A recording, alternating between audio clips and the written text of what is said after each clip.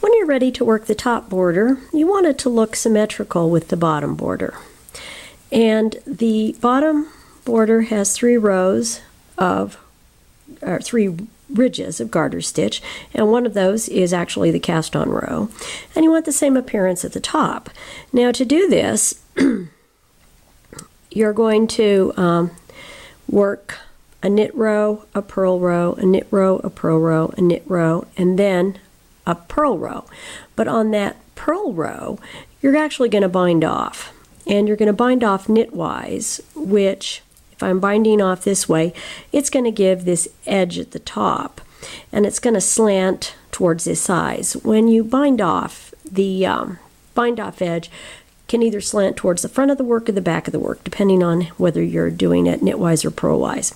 And so I'm going to do a short demo for this because I think it is, you want these things to look handmade rather than homemade, and it's the little things like the borders matching up that do that. Now again, I haven't knit the whole cloth because I don't want to sit and work time, but when you finish up with the cloth, you're going to have an eyelet row, and then you're going to work 2 rows after it. And so here's my first row of the border, but because it's on the knit side, you're not going to see the ridge until you do the purl size. It's just going to look like regular old knitting.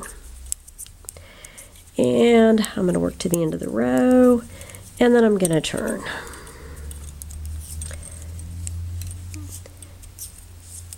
Turn, and you'll see that when I turn it to the other side, I've got my first ridge. So that's 1, 2 rows, a knit and a purl, or a knit and a knit, right side, wrong side. And there's my first ridge.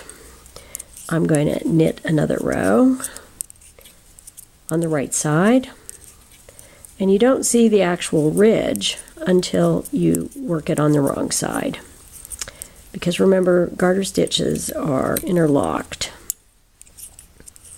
And this row is going to interlock and turn the top of that row to give you those purl bumps in the ridge. And there you go. Alright, and here I am. Got 2 ridges, and here's my last one.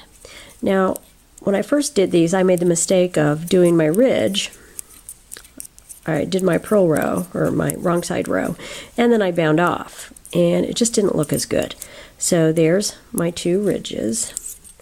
And now I'm going to knit, but I'm going to bind off at the same time.